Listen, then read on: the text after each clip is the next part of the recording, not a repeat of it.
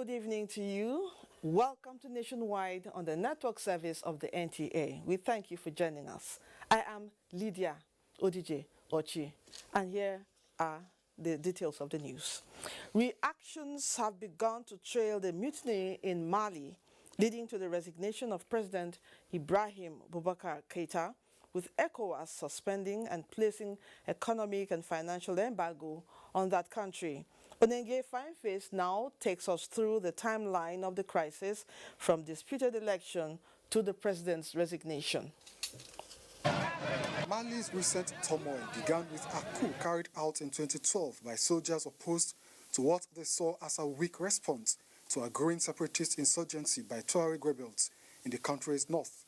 In 2013, Keïta was elected with a mandate to pursue peace talks, and a deal was signed with some rebel groups, granting the sparsely populated north greater autonomy.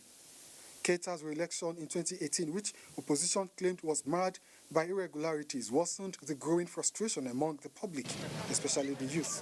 Weeks of protest by opposition followed, demanding the resignation of Keïta, accusing him of allowing the country's economy to collapse, and mishandling of the country's security situation led to his resignation. The soldiers behind the coup, who called themselves the National Committee for Salvation of the People, appeared on state television in military fatigues, pledging to stabilize the country. The ECOWAS must insist that the military vacates that position because military coups are outdated, they are unacceptable, and the government of this region or sub-region must do something about it. The Economic Community of West African States, ECOWAS, is now calling for the formation of a unity government, resignation of lawmakers whose elections were called into question. The bloc has already suspended Mali and shut down all air and land borders to the country. Every ECOWAS member country is encouraged to ensure that change of government is done democratically. And what has happened is military insurgency, or insurrection against a constituted government. I mean, just about 3 or so weeks ago, ECOWAS met on the issue and advised that the Ibrahim Keïta, should try and accommodate the other opposition groups from the other parties. A proactive measure by the ECOWAS, which is saying no ECOWAS country will engage in any trade relationship with Mali anymore. That is very commendable, that is very important. I believe this will force the military to vacate the position.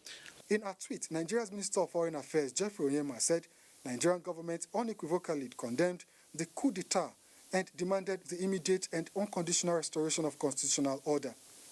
United Nations, African Union, and world leaders, including President of the United States, Donald Trump, French President Emmanuel Macron, also condemned the military takeover. In Abuja, Onengiye Fineface, NTA News. The Federal Executive Council has approved 3.94 billion naira for the completion of outstanding federal projects in parts of the country. The Minister of Works and Housing, Babatunde Fashola, announced this while briefing journalists after the council's meeting presided over by President Muhammadu Buhari.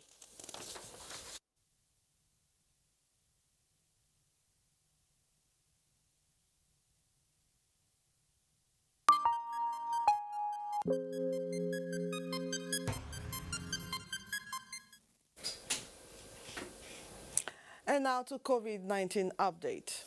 The Nigeria Center for Disease Control has confirmed 410 new cases of COVID-19 across 16 states, bringing Nigeria's caseload to 49,895. The breakdown of the new cases revealed that Lagos tops the daily chart with 210 cases, followed by the FCT with 45 cases, while Ondo has 30 new cases. Plateau recorded 21 new cases, Edo has 19, Ogun 16 cases, as Oyo recorded 13 new cases.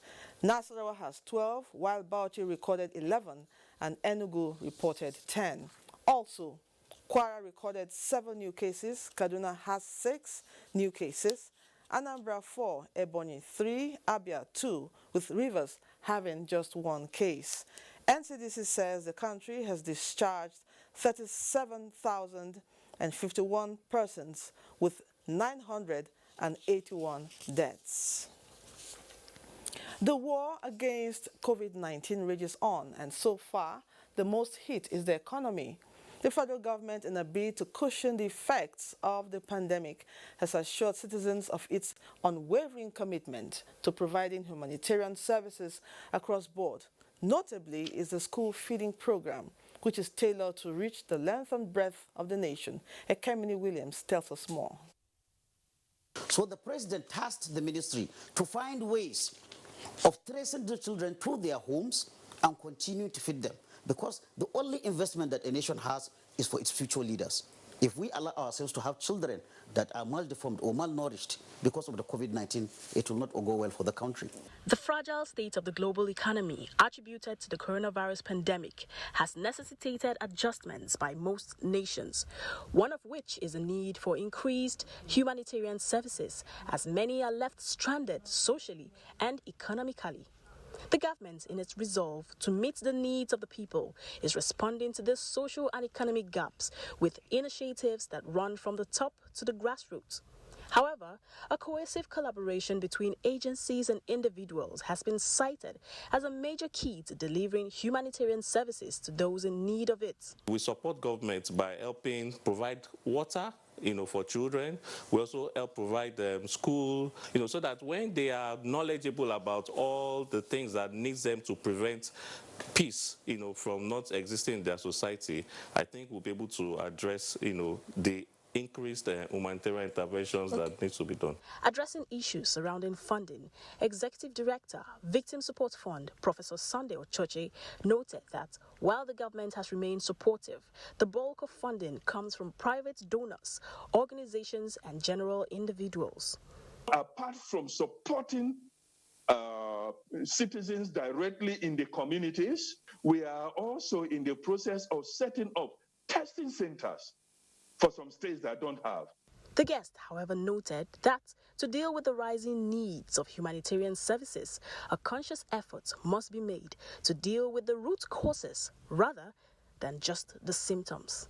In Abuja, Ekemini Williams, NTA News. Today is World Humanitarian Day. Governments at all levels have been called on to enhance security and safety of frontline humanitarian workers. In a statement, ActionAid laments the abduction and murder of humanitarian aid workers on duty and urged all actors to respect and adhere to international laws and protocols that guides humanitarian operations. It also calls for concerted efforts at providing necessary tools and welfare support in place for aid workers during the COVID-19 pandemic to enable them perform their duties optimally.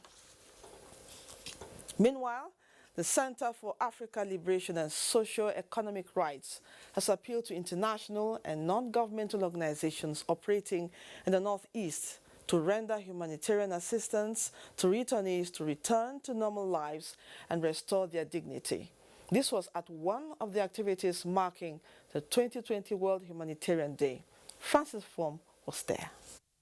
For some time now, the Nigerian army and other security agencies have been engaging Boko Haram insurgents in the northeast, leading to the liberation of parts of Yobe, Adama, Bauchi, Gombe, and Taraba states that were troubled. The inhabitants have, however, not fully returned to their areas in some parts of the places, and the Center for Africa Liberation and Socio-Economic Rights is asking the federal government to intensify efforts towards building and resettling such communities. Indeed, the efforts of the Nigerian government are rebuilding and relocating those displaced as a result of the crisis must begin as a matter of urgency in our journey towards the restoration of normalcy in the communities so far liberated. The Northeast Development Commission must also rise to the occasion to fulfill its mandate of assessing, coordinating, harmonizing, and reporting on all intervention programs and initiatives of the federal government for the implementation of all programs and initiatives for the Northeast states. Efforts of all stakeholders who contributed to the liberation of the 5 northeastern states were acknowledged, with appeals for more inputs from all. In Abuja, Francis from NTA News. Now, Joining me via Zoom to speak further on Humanitarian Day is Mr. Franz Celestin, Chief of Mission, International Organization for Migration. Thank you for joining us, Mr. Franz. Thank you for having me. Okay. Now, to start with, what are humanitarian acts? What are the humanitarians? I asked you, what are humanitarian acts? Oh, what are we at? Well, we are the ones at the front line providing the necessary aid and relief and comfort to those who've been displaced. We are the one who are, a lot of us are in the front line, exposing ourselves, risking our lives to make sure that those who are affected by conflicts and crises are not subject to further suffering. Okay, Franz, what are the problems usually faced by these humanitarian aid workers globally? Well, first and foremost is the difficult environment that we operated in. And now we've seen increasingly humanitarians are becoming targets. We see insurgent groups, extremist elements deliberately targeting humanitarian actors and preventing them from doing their work, further increasing the suffering of those who have been affected by the crisis. We also see increasing restriction and movement, and now because of COVID-19, a decrease in resources to allow us to actually deliver services to those the most vulnerable. Okay, now, Franz, tell us, what do you think should be done to protect this set of people better? Yes, for those who give their comfort, for those who go far away from their family, the least we can do is to protect them, is to provide a conducive environment for them to operate in. Of course, now, in many cases, that is the job of the host government, to provide the necessary protection and area security, but also the individual agencies to make sure that the people they send in the field, that they have the capacity, they understand the local context, and they provide them with the necessary equipment to make sure they survive in the field.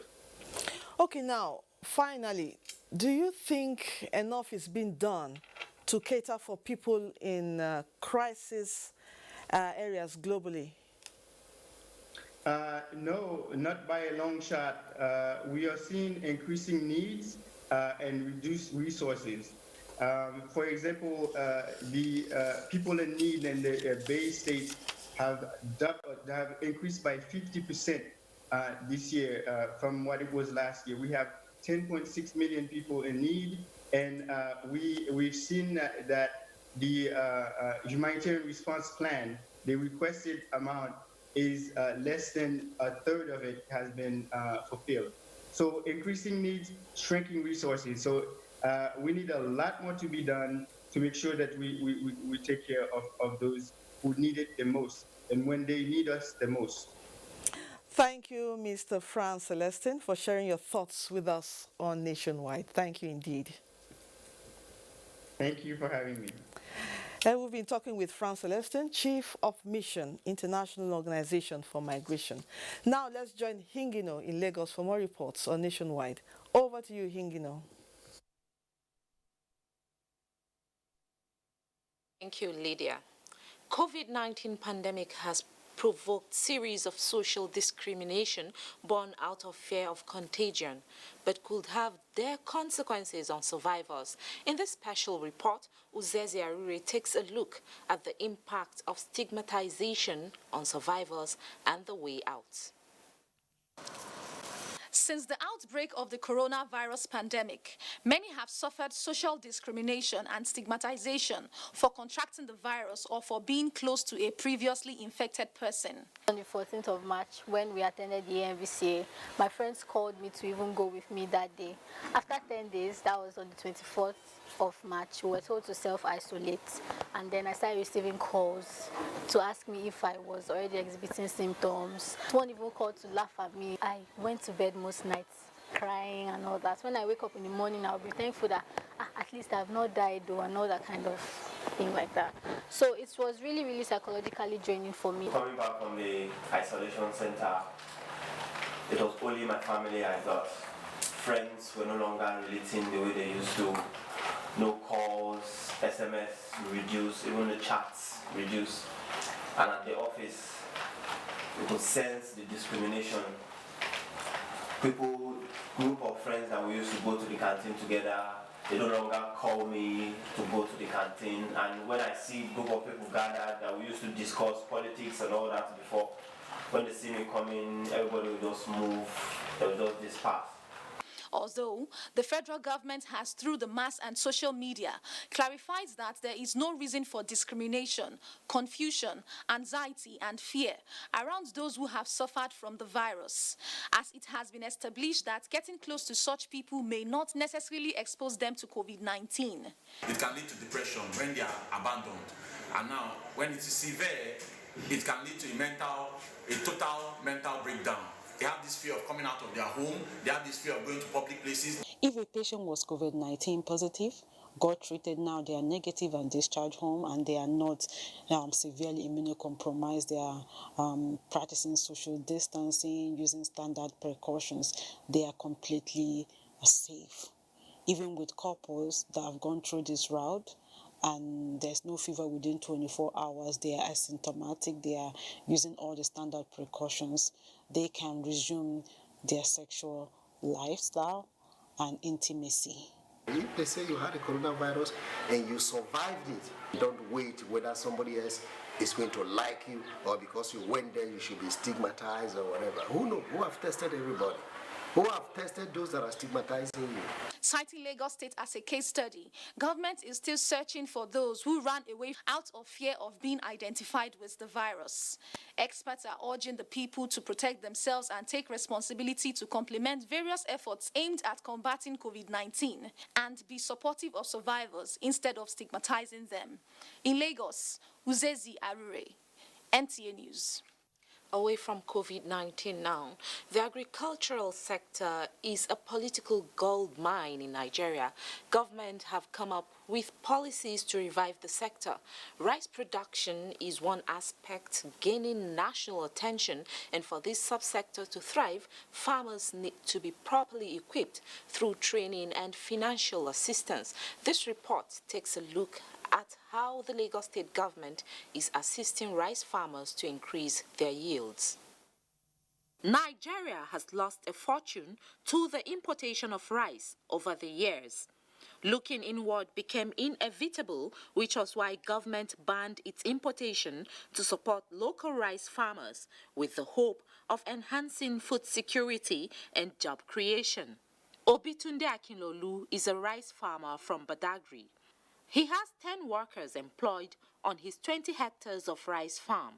With the ban on importation of rice by the federal government, Obitunde, just like other rice farmers, needs support to switch from manual to mechanized farming to meet the demands. We also want to encourage and employ young youth out there to see to agric. If you can do music as a business, if you can do street things as a business, you can also do agric as a business. Being in my rice farming now is 10 years now.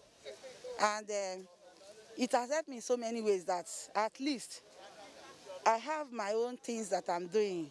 In Lagos State, presentation of equipment such as knapsack sprayers, high-yielding seeds, rain boots and farm coats, among others, to rice farmers is what the government is doing to boost the productivity of rice farmers. A lot of what we import is actually overprocessed. What you end up getting most of the times is white rice, meaning the bran is completely off, which is actually the proteinous part of the rice grain itself. What we are going to be producing here is local rice, but it's going to be very good quality. That's why we are getting the improved seedlings. With the construction of 32 metric tons per hour Imota rice mill, farmers like Obitunde will contribute to bridging the rice demand deficit of the state and the nation as a whole.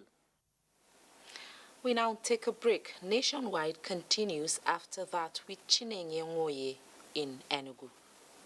NTA TV College Jos, an affiliate of Ahmadu Bello University Zaria, is currently admitting students for its ordinary diploma programs in television journalism, television production, and television engineering. Interested candidates are advised to obtain relevant information concerning eligibility at our website at www.ntatvc.edu.ng or marketing department of any NTA station nationwide. For further information, contact Assistant Director Marketing NTA TV College Jos on 0803-314-4383 or the Academic Office of the College on 0806-980-9807. Announcer, Registrar.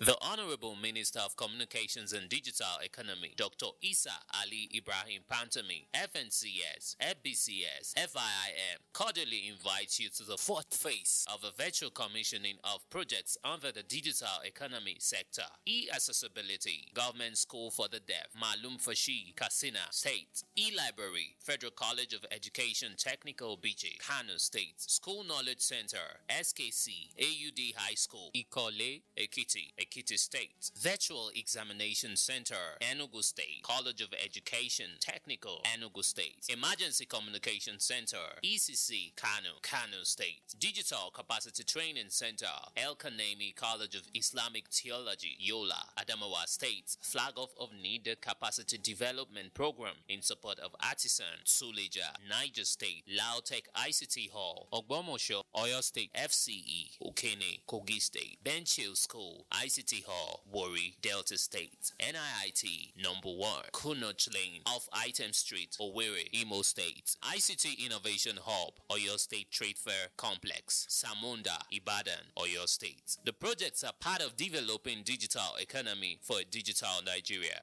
Date, Thursday, 20th August 2020. Time, 10:30 a.m. Announcer, Permanent Secretary, Federal Ministry of Communications and Digital Economy.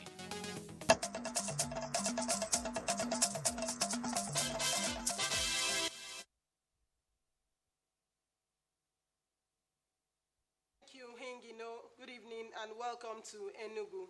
The people of Obinofia, a community devastated by gully erosion in the exact local government area of Enugu State, have appealed to the federal government to save their lives and properties from further destructions by the gully, which has cut off about 100 households. They made the appeal when the senator representing the area at the National Assembly, Senator Ike Ekweremadu, visited the erosion site for an on-the-spot assessment. Judah Bugu now reports. When the federal government began construction work on this road to link the agrarian community with Enugu-Onitsha Expressway for easy access to farms and transportation of farm produce, it was received with excitement by members of the community. Little did they know that the project will turn out to be their greatest nightmare. About 7 years ago, this road has been awarded to CGC. And in opening up of Enugu-Onitsha Expressway, they channeled all the erosion of Obinofia, and the thing has been causing havoc to this community. Even to trek is a problem. There's no Okada, no bicycle. Talking of motor cannot pass. Senator Ike Ekweremadu, in company of member representing Udi Ezago Federal Constituency at the National Assembly, Dennis Amadi, visited the erosion site. Some community leaders who conducted the lawmakers round the erosion site expressed optimism that the visit will yield positive results. He saw the commitments he made. He said he's going to speak with His Excellency the Governor.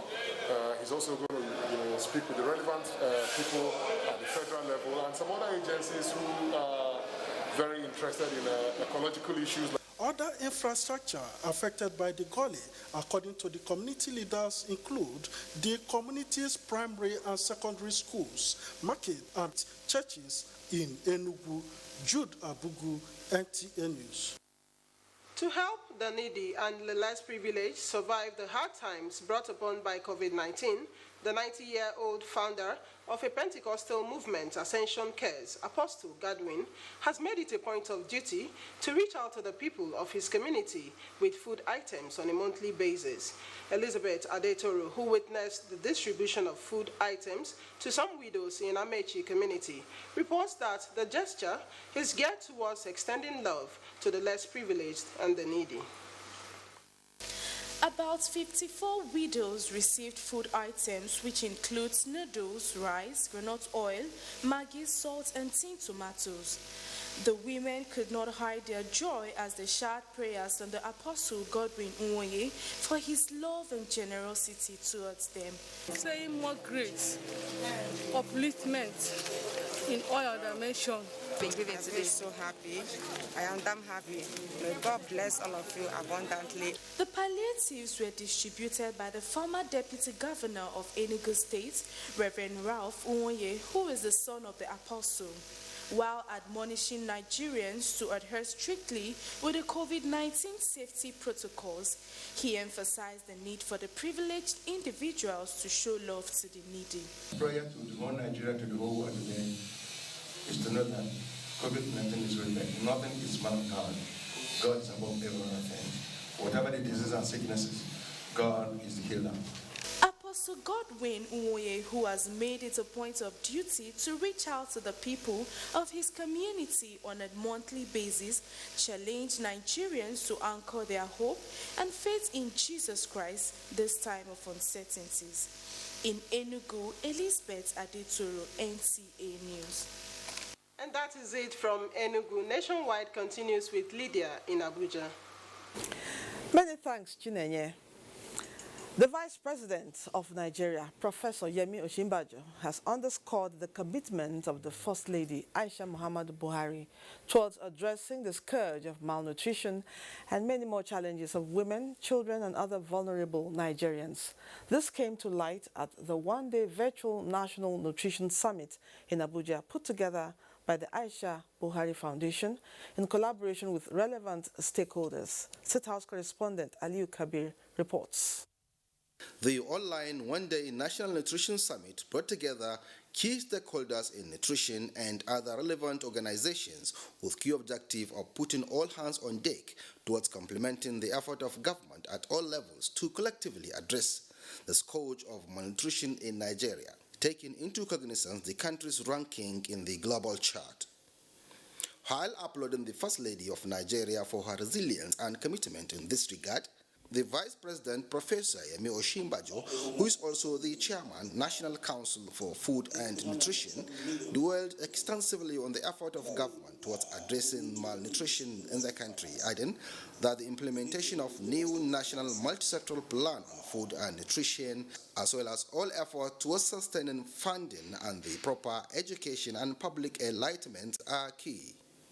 The First Lady, who was represented by the wife of the Vice President, Dolapo Osinbajo, applauded the effort of the government at all levels and all the relevant stakeholders towards fighting malnutrition, putting emphasis on the need to continue focusing attention at improving the condition of malnourished children despite the current global pandemic of COVID-19.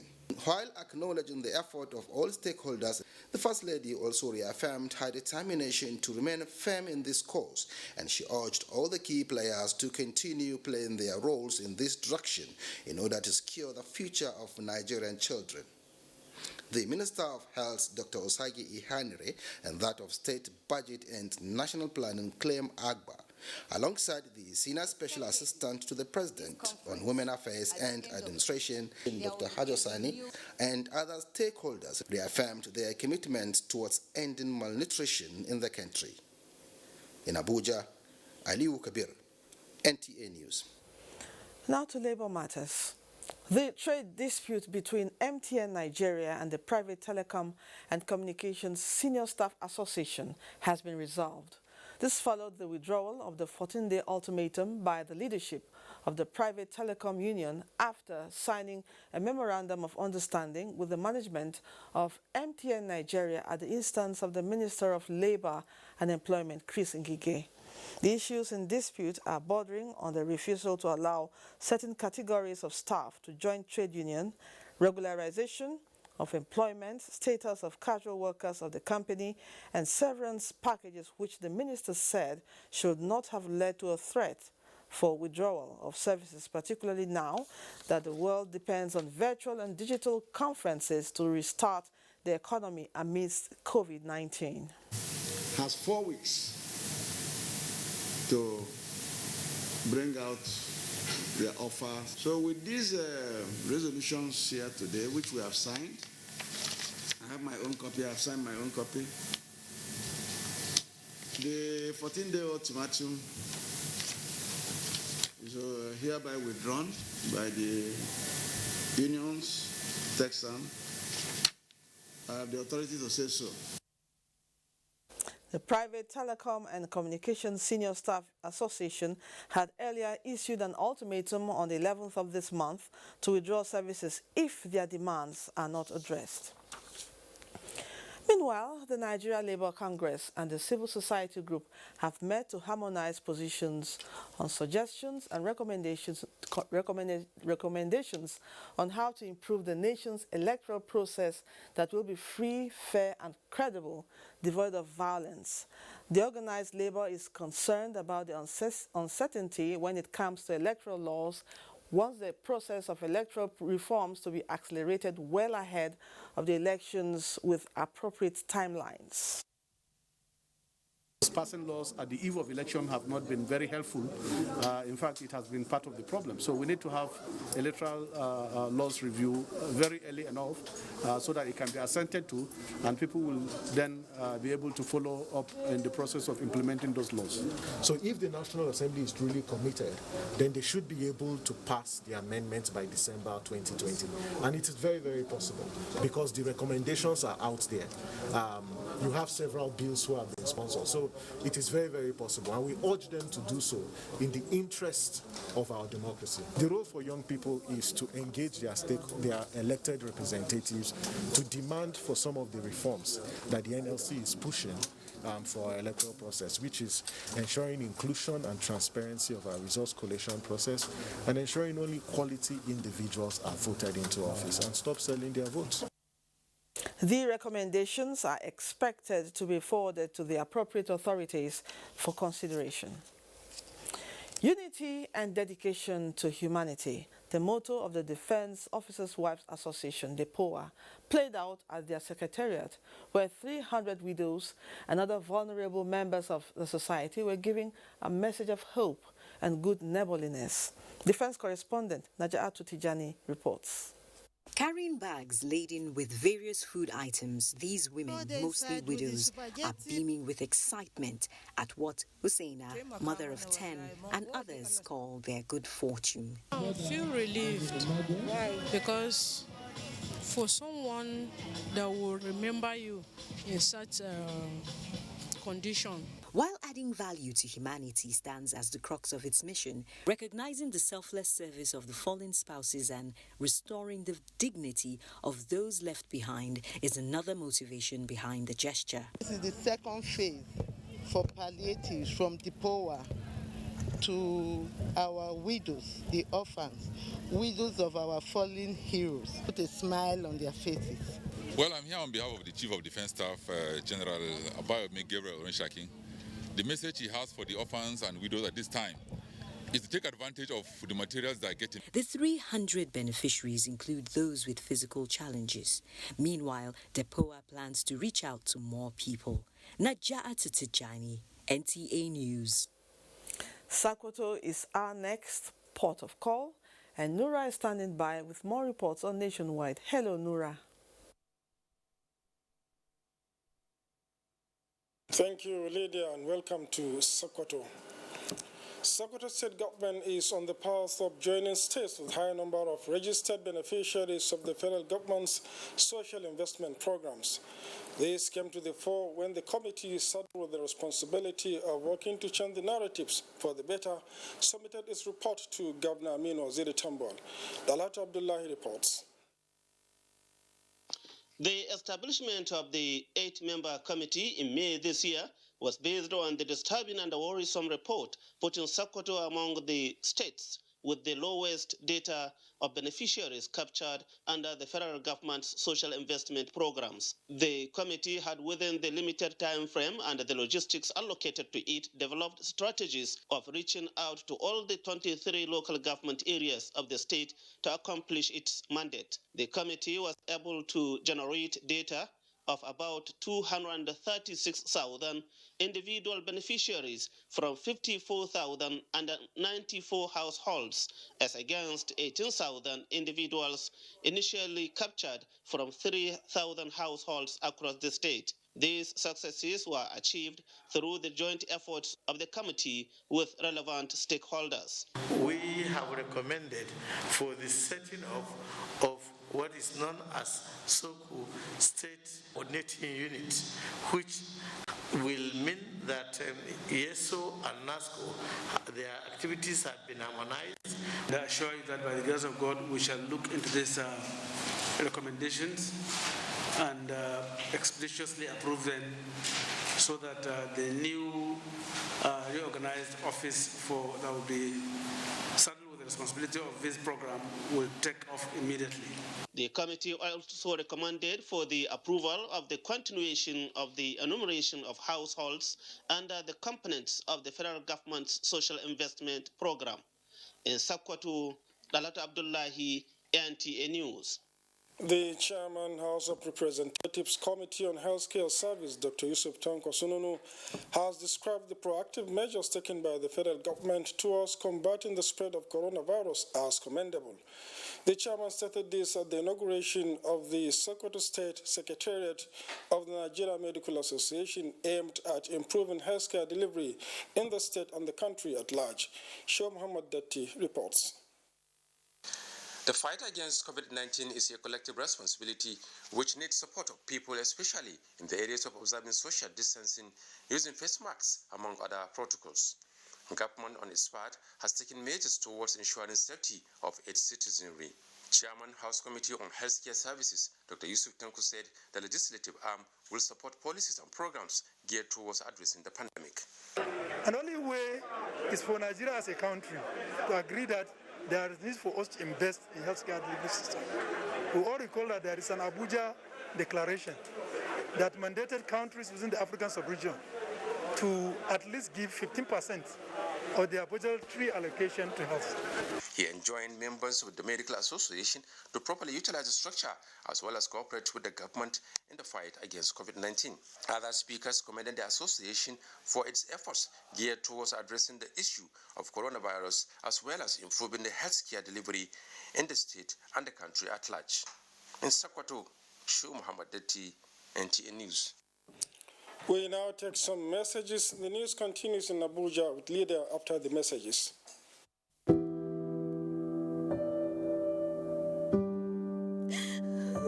She cries.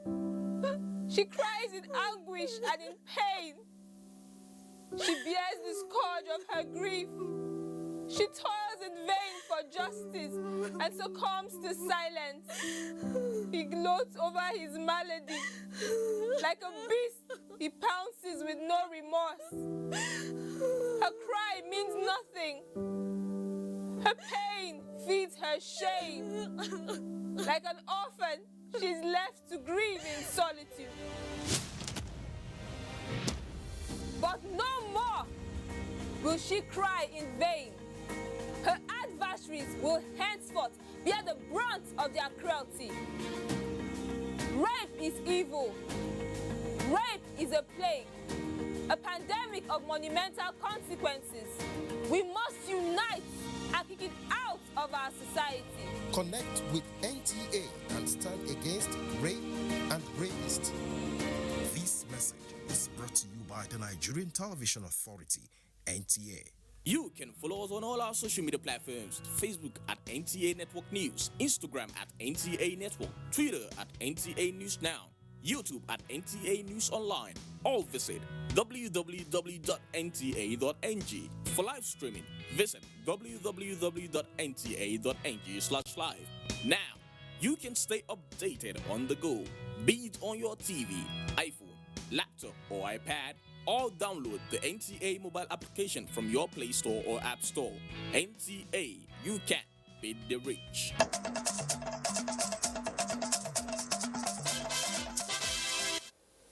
Thanks for staying. Nationwide continues in Abuja.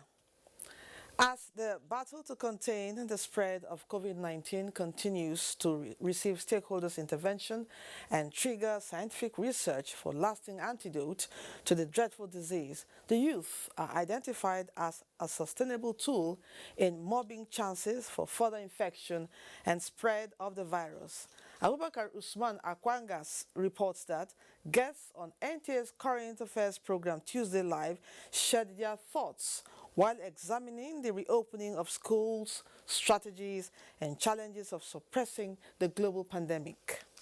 Schools nationwide reopened for academic exercise after 4 months of lockdown occasioned by COVID-19, but resumed classes are only for students sitting for exiting examinations. Safety measures are recommended by authorities as conditions for schools reopening, which set the stage for a temporal academic session expected to serve as a litmus test for full resumption of schools. Research shown that youth constitute high-risk population in spreading the virus. Hence, guests say the probation period should prepare schools on how to adjust to the new normals geared towards defeating COVID-19.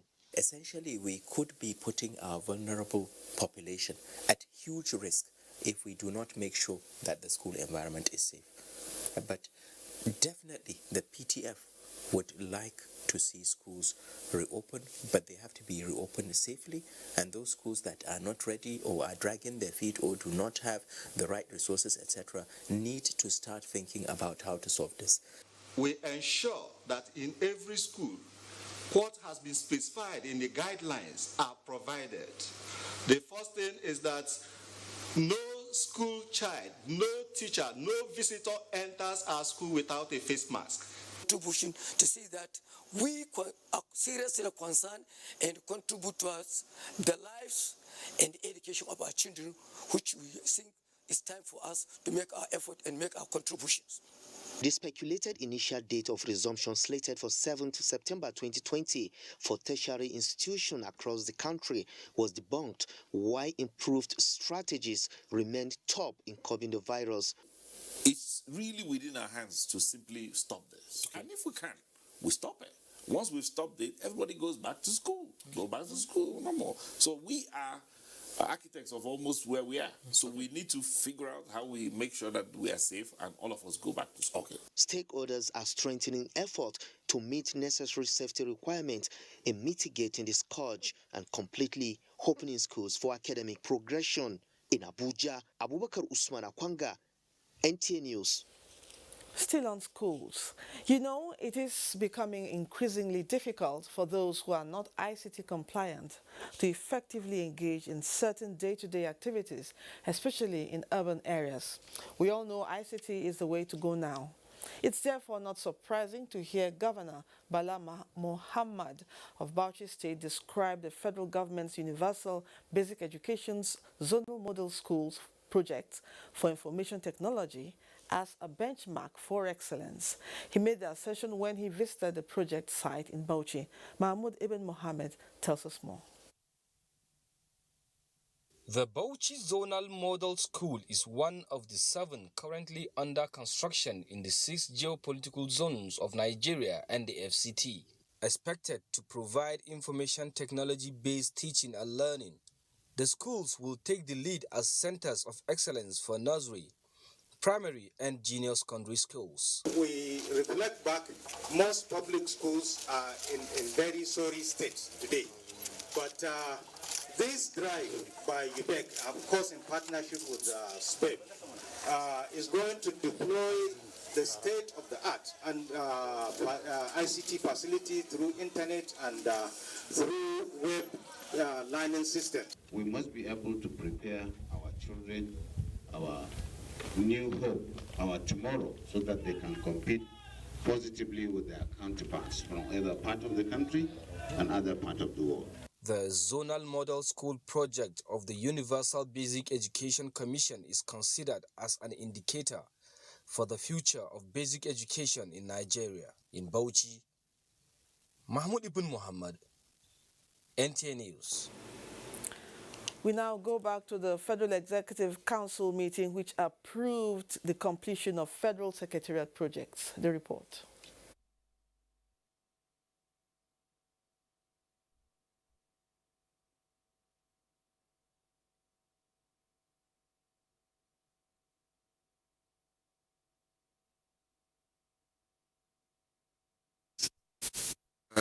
The problem arose from the creation of states, new states. So in asset sharing, some of the old states took the old secretariat, and so our staff in those states across all federal ministries are either in rented official premises for their work or squatting in state government's premises. Council approved this variation, and the intention is to enable us complete the project.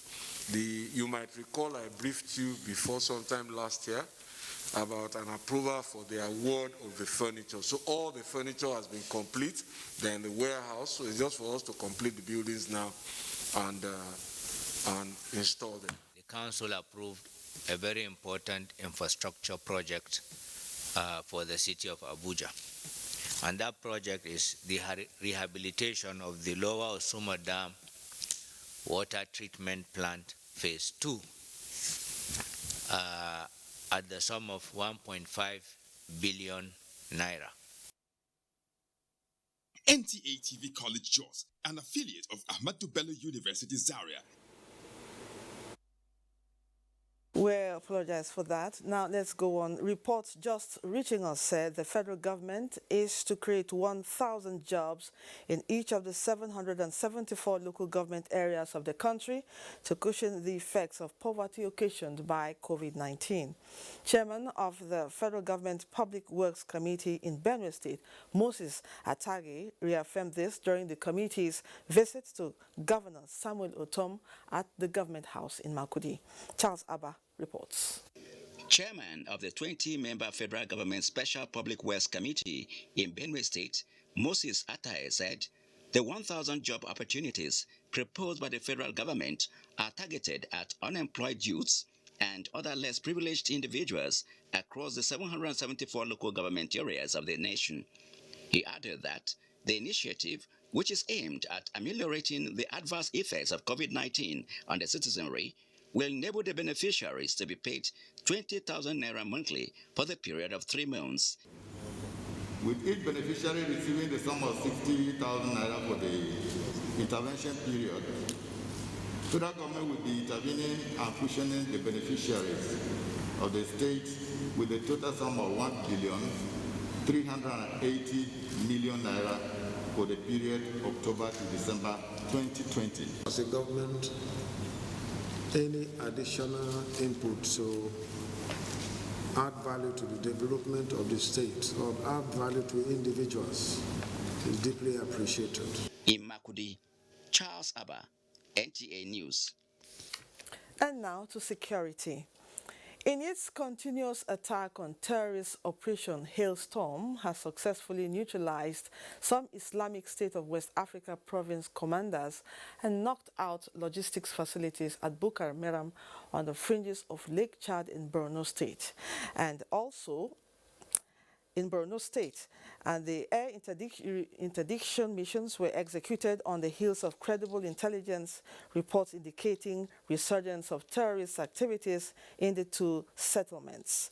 A statement by Major General Enenche, Coordinator Defense Media Operations, says Boko Haram, a major ISWAP logistics hub linking other island settlements of the Lake Chad, which also houses several of their fighters and some of their key leaders, was attacked by Nigerian Air Force NAF fighter jets and helicopter gunships, which hit designated targets in the area, leading to destruction of their logistics facilities and neutralized several of the terrorists and their leaders. The attack was carried out after intelligence, surveillance, and reconnaissance missions showing a buildup of activities in the area after the relocation of some terrorists from nearby settlements of Kokiwa and Yale. Overhead the area, no fewer than 20 terrorists were spotted in that area and were all taken out by the NAF attack aircraft. The Peace-Building Initiative of the All Progressives Congress, through its caretaker and extraordinary National Convention Planning Committee, is yielding desired results. The committee has resolved the crisis within the Cross River chapter of the APC and appointed Senator Matthew Mbu as state chairman of the party.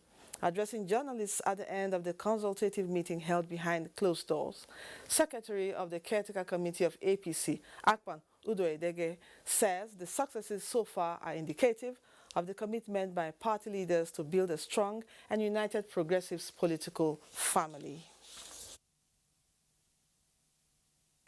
Factions in most of APC chapters. We are very, very grateful, and I thank my chairman for his leadership.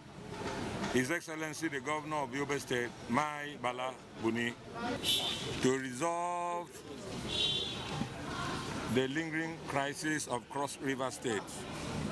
I'm happy to announce to all of us that we have reached a consensus and we have finally achieved a peace in Cross River State. This has come from God. We are a family and will surely move and work as one. We are going to go back to Cross River State and work together, all of us.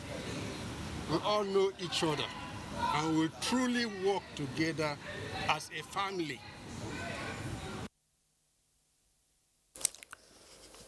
On a sad note, the Director General of the NTA, Malam Yakubu Ibn Mohammed, has condoled with Governor Aminu Bello Masari of Katsina State over the death of media icon Malam Wada Maida. He conveyed the sympathy of the entire workforce of the NTA to Governor Masari government and people of Katsina State. The Director General described Malam Wada as a man who epitomized integrity, professionalism, and incomparable humility. His transition, he said, is a personal loss on account of long and beneficial acquaintance with a man of undeniable decency. Malam Yakubu Ibn Mohammed prayed Almighty Allah to grant the departed a blissful admission into the highest grade of paradise. Now let's take a quick look at the weather prospects for tomorrow.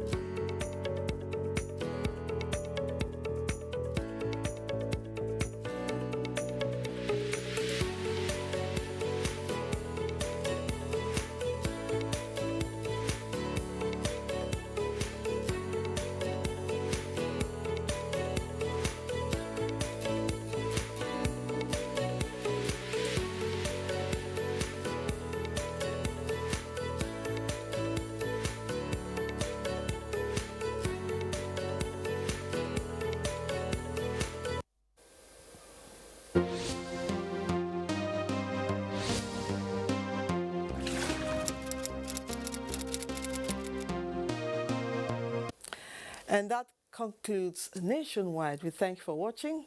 I am Lydia Odijochi. Have a wonderful evening. Goodbye.